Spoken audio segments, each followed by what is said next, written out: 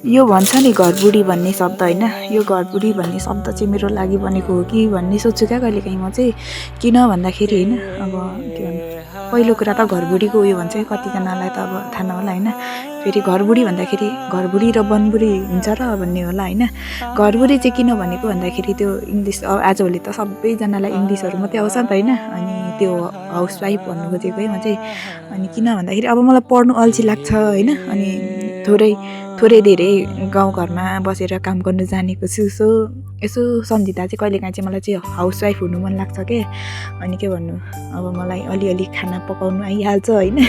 मिठो नभए पनि खान सकिन्छ होइन, जीवन चलाउनु। अनि बारीको कामहरू थोरै धेरै आइहाल्छ होइन। अनि के भन्नु, अरू त अनि यसो बुढा जागिरियोस् होइन, टक्कसँग बुढाले चाहिँ कमाएर ल्याओस्, अब चाहिँ घरमा काम गर्दै बस्ने हो होइन।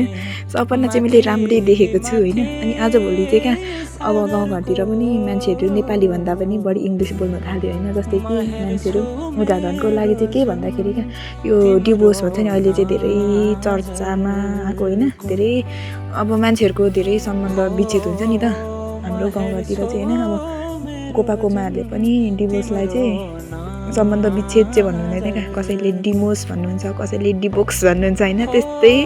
अनि आजभोलि चाहिँ के भन्नु, आजभोलि चाहिँ परम्परागत खाजा खाना पनि खाइँदैन होइन। त्यस्तै अनि मलहरू पनि युरिया डिएपी कुनै के भन्यो होइन, प्रायः रासायनिक मलहरू नै प्रयोग गरिन्छ।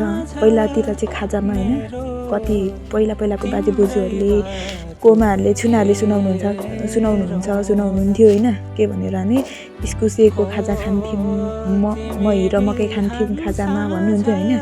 अहिले चाहिँ चाउमिन थुक्पा मोमो खाने गरिएको छ होइन। त्यस्तै अनि समयसँगै हरेक कुरा चेन्ज हुँदै जाँदो रहेछ होइन। अनि आज चाहिँ मैले किन सदा चाहिँ हेलो गाइज भनेर भिडियो गर्थेँ, आज चाहिँ नयाँ तरिकाले बनाऊँ न कस्तो हुँदो रहेछ भनेर मैले चाहिँ नयाँ तरिकाले बनाउनु खोजेको होइन। आज चाहिँ भाइ तपाईँ हाम्रोमा मल बोक्ने दिन होइन। हिजो चाहिँ म खेत लगाएको थिएँ, आज चाहिँ हाम्रै घरको मल बोकेको होइन। कस्तो क्या, पहिला चाहिँ मेरो जिउमा कैडा लाग्दैन थियो।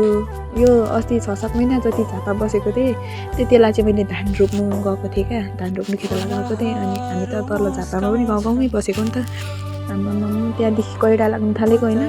एक बिहानको 500 रुपियाँ त कमायो, तर अहिलेसम्म पनि कैडा लाग्न चाहिँ छोडेको छैन होइन। अनि यो बेला चाहिँ हाम्रो खाजा खाने बेला भएको थियो। अनि म चाहिँ दाजुसँग बोलिरहेको थिएँ क्या, अनि दाजुसँग बोल्दै हाँसिरहेको थिएँ होइन।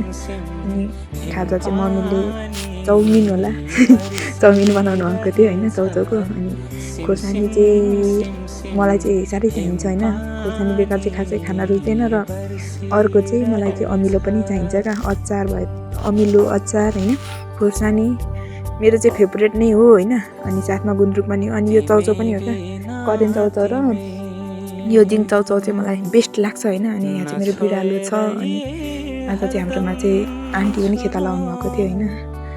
अनि मेरो खुट्टा चाहिँ क्या यस्तो भएको छ होइन। पहिला हामी सानोमा केटाकेटीमा चाहिँ मल बोक्दाखेरि यस्तो खुट्टा फोहोर बनाएर होइन धुन्थ्यौँ, सेतो हुन्थ्यो क्या।